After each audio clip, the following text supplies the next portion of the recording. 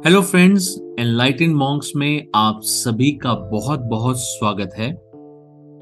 आज हर भारतवासी माँ गंगा की महिमा के बारे में जानता है, परंतु हर कोई माँ गंगा के अवतरण की कथा के बारे में नहीं जानता।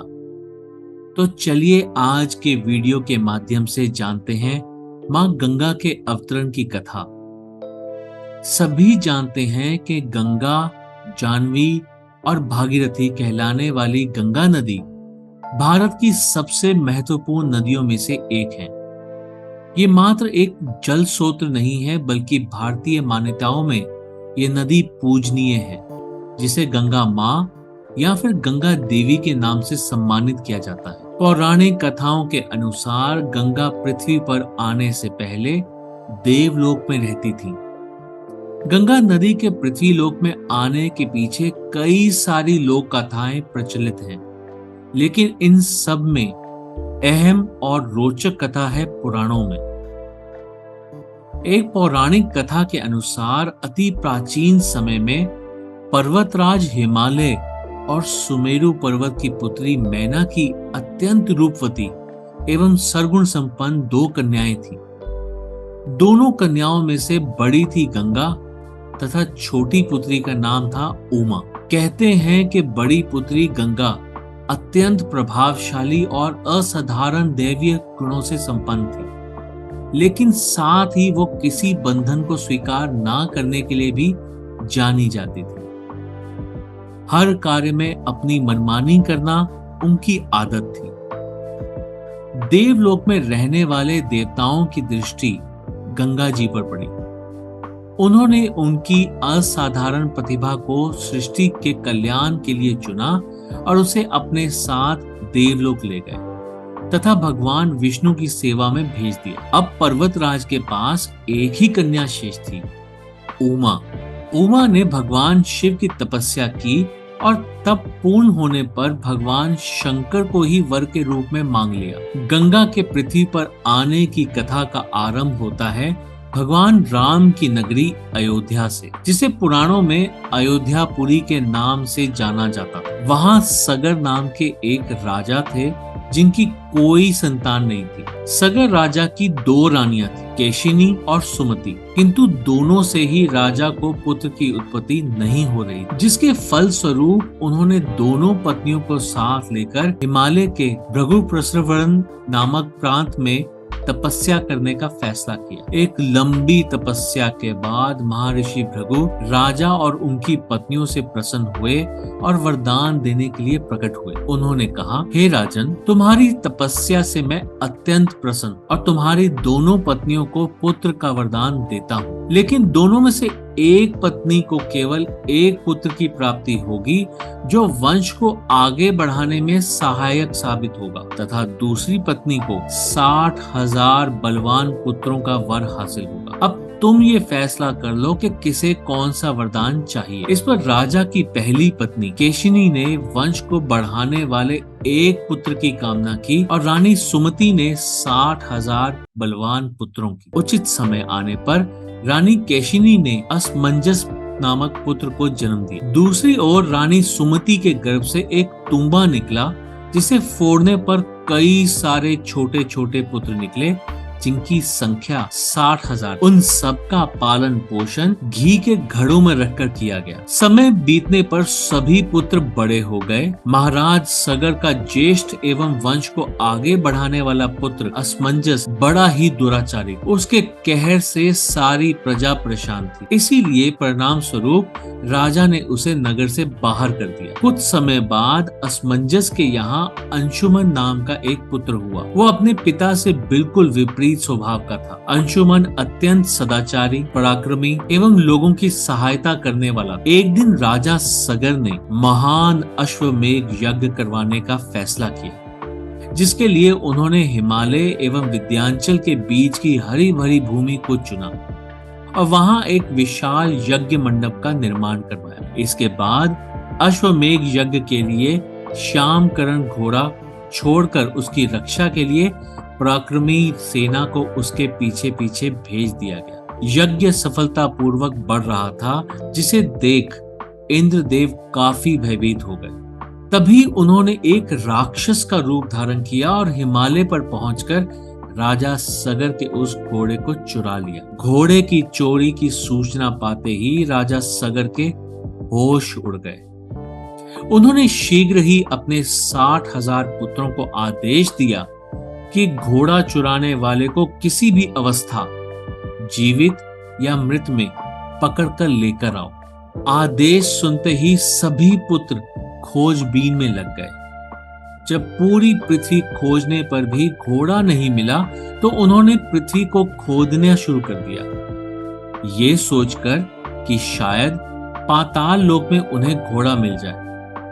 अब पाताल में घोड़े को खोजते खोजते वे सनातन वासुदेव कपिल के आश्रम में पहुंच गए। वहां उन्होंने देखा कि कपिल मुनि आंखें बंद किए बैठे हैं और ठीक उनके पास यज्ञ का वो घोड़ा बंधा हुआ है जिसे वो लंबे समय से खोज रहे थे। इस पर सभी मंदबुद्धि पुत्र क्रोध में कपिल मुनि को घोड़े का चोर समझ के उन्हें अपशब्द कहने लगे। उनके इस कुकृत्यों से कपिल मुनि की समाधि भंग हो गई। आंखें खुलते ही उन्होंने क्रोध में सभी राजकुमारों को अपने तेज से भस्म कर दिया, लेकिन इसकी सूचना राजा सगर को नहीं थी। जब लंबा समय बीत गया तो राजा फिर से चिंतित हो गए। अब उन्होंने अपने तेजस्वी पौत्र अंशुमन को अपने पुत्रों तथा घोड़े का पता लगाने के लिए आदेश दिया। आज्ञा का पालन करते हुए अंशुमन उस रास्ते पर निकल पड़ा जो रास्ता उसके चाचाओं ने बनाया था। मार्ग में उसे जो भी पूजनीय ऋषि मुनि मिलते वह उनका सम्मान पूर्वक आदर सत्कार करता। खोजते खोजते वो कपिल आश्रम में जा पहुंचा। वहां का दृश्य देखकर बेहद आश्चर्यचकित हुआ। उसने देखा कि भूमि पर उसके 60,000 चाचाओं के भस्म हुए शरीरों की राख पड़ी थी और पास ही यज्ञ का घोड़ा चल रहा था। ये देख वो निराश हो गया। अब उसने राख को विधि पूर्वक प्रवाह करने के लिए जलाशय खोजने की कोशिश की, लेकिन उसे कुछ ना मिला। तभी उसकी नजर अपने चाचाओं के मामा गरुड़ पर पड़ी। उसने गरुड़ से सहायता मांगी तो उन्होंने उसे बताया कि किस प्रकार से कपिल मुनि द्वारा उसके चाचाओं को भस्म किया गया। वो आगे बोले कि उसके चाचाओं की मृत्यु कोई साधारण नहीं थी, इसलिए उनका तर्पण करने के लिए कोई भी साधारण सरोवर या जलाशय काफी नहीं होगा। इसके लिए तो केवल और केवल हिमालय की ज्येष्ठ पुत्री गंगा के जल से ही तर्पण करना सही माना जाएगा। गरुड़ द्वारा राय मिलने पर अंशुमन घोड़े को लेकर वापस अयोध्या पहुंचा और राजा सगर को सारा वाक्य बताया। राजा काफी दुखी हुए और अपने पुत्रों का उद्धार करने के लिए उन्होंने गंगा को पृथ्वी पर लाने का फैसला किया, लेकिन यह सब होगा कैसे उन्हें समझ नहीं आया। कुछ समय पश्चात महाराज सगर का देहांत हो गया, जिसके बाद अंशुमन को राजगद्दी पर बिठाया गया। आगे चलकर अंशुमन को दिलीप नामक पुत्र की प्राप्ति हुई। उसके बड़े होने पर अंशुमन ने उसे राज्य सौंप दिया और स्वयं हिमालय की गोद में जाकर गंगा को प्रसन्न करने के लिए तपस्या करने लगे। उनके लगातार परिश्रम के बाद भी उसे सफलता हासिल ना हुई और कुछ समय बाद अंशुमन का देहांत हो गया। अंशुमन की तरह ही उसके पुत्र दिलीप ने भी राज्य अपने पुत्र भगीरथ को सौंपकर गंगा को पृथ्वी पर लाने के लिए तपस्या शुरू कर दी, लेकिन उन्हें भी कोई फल हासिल ना हुआ। दिलीप के बाद भगीरथ ने भी गंगा तपस्या का फैसला किया, लेकिन उनकी कोई संतान ना होने के कारण उन्होंने राज्य का भार मंत्रियों को सौंपकर हिमालय जाने का फैसला किया। अब भगीरथ की कठोर तपस्या से आखिरकार भगवान ब्रह्मा प्रसन्न होकर उनके सामने प्रकट हुए और मनोवांछित फल मांगने के लिए कहा। भगीरथ ने ब्रह्मा जी से कहा, हे प्रभु, मैं आपके दर्शन से अत्यंत प्रसन्न हूं। कृपया आप मुझे सगर के पुत्रों का उद्धार करने के लिए गंगा जी का जल प्रदान कर दीजिए तथा साथ ही मुझे एक संतान भी दें ताकि उनका वंश नष्ट ना हो जाए। भगीरथ की प्रार्थना सुन ब्रह्मा जी मुस्कुराए और बोले, हे वत्स, मेरे आशीर्वाद से जल्द ही तुम्हारे यहां एक पुत्र होगा, किंतु तुम्हारी पहली इच्छा गंगा का जल देना ये मेरे लिए कठिन कार्य है, क्योंकि गंगा भगवान विष्णु की सेवा में है। अतः तुम्हें भगवान विष्णु को प्रसन्न करके उनसे गंगा को धरती पर लाने के लिए प्रार्थना करनी होगी। बहुत लंबे समय तक कठोर तपस्या करने के उपरांत भगवान विष्णु ने भगीरथ को दर्शन दिए। इस पर भगीरथ ने भगवान विष्णु से भी अपनी प्रार्थना दोहराई और इस पर भगवान विष्णु ने कहा, भगीरथ, गंगा बहुत चंचल है और जब वे अपने पूर्ण वेग के साथ पृथ्वी पर अवतरित होंगी तो उनके वेग को पृथ्वी संभाल नहीं सकेगी और वे सीधे पाताल में चली जाएंगी। यदि गंगा के वेग को संभालने की किसी में क्षमता है तो वह है केवल महादेव जी। इसलिए तुम्हें पहले भगवान शिव को प्रसन्न करना होगा, तभी तुम गंगा को धरती पर ले जा पाओगे। भगवान विष्णु से अनुमति मिलने के बाद भगीरथ ने गंगा का वेग संभालने के लिए 1 वर्ष तक, जी हां, 1 वर्ष तक पैर के अंगूठे के सहारे खड़े होकर महादेव जी की तपस्या की। इस दौरान उन्होंने वायु के अलावा अन्य किसी भी चीज को ग्रहण नहीं किया।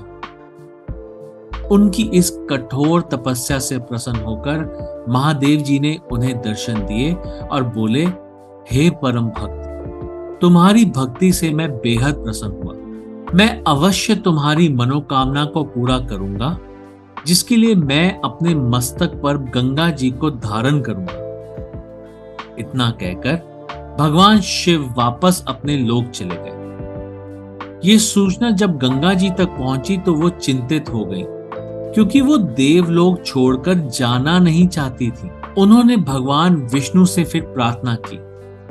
भगवान विष्णु ने कहा, मृत्यु लोक के कल्याण के लिए तुम्हें धरती पर जाना ही होगा। वहां के जीव तुम्हारे जल का स्पर्श पाकर पाप मुक्त होंगे और उनका उद्धार होगा। इस पर गंगा जी ने कहा, किंतु इस प्रकार तो सभी जीवों के पाप से तो मेरा पूरा अस्तित्व ही मैला हो जाएगा और सभी पाप मुझ में भर जाएंगे। इस पर भगवान बोले, नहीं देवी, ऐसा नहीं होगा।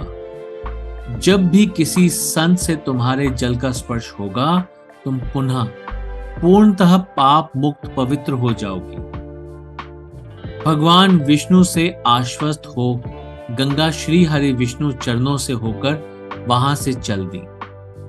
अब अपने चंचल स्वभाव के अनुरूप उन्होंने योजना बनाई कि वे अपने प्रचंड वेग से शिवजी को बहाकर पाताल लोक ले जाएंगे। परिणाम स्वरूप गंगा को अपने साथ बांध रखने के लिए महादेव जी ने गंगा धाराओं को अपनी जटाओं में धीरे धीरे बांधना शुरू कर दिया। अब गंगा जी इन जटाओं से बाहर निकलने में असमर्थ थी। गंगा जी को इस प्रकार शिवजी की जटाओं में विलीन होते देख भगीरथ ने फिर शंकर जी की तपस्या की। भगीरथ की इस तपस्या से शिवजी फिर से प्रसन्न हुए और आखिरकार गंगा जी को हिमालय पर्वत पर स्थित बिंदुसर में छोड़ दिया।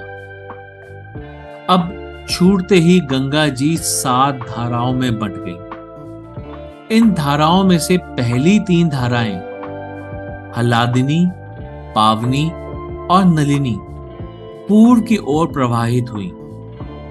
अन्य 3 सुचक्षु, सीता और सिंधु धाराएं पश्चिम की ओर बहीं और आखिरी एवं 7वीं धारा महाराज भगीरथ के पीछे पीछे चल पड़ी। महाराज जहां भी जाते वह धारा उनका पीछा करती। एक दिन गलती से चलते चलते गंगा जी उस स्थान पर पहुंची जहां ऋषि जनु यज्ञ कर रहे थे। गंगा जी बहते हुए अनजाने में उनके यज्ञ की सारी सामग्री को अपने साथ बहाकर ले गई। एक आया और उन्होंने क्रोधित होकर गंगा का सारा जल पी लिया। ये देखकर समस्त ऋषि मुनियों को बड़ा विस्मय हुआ और वे गंगा जी को मुक्त कराने के लिए उनकी स्तुति करने लगे।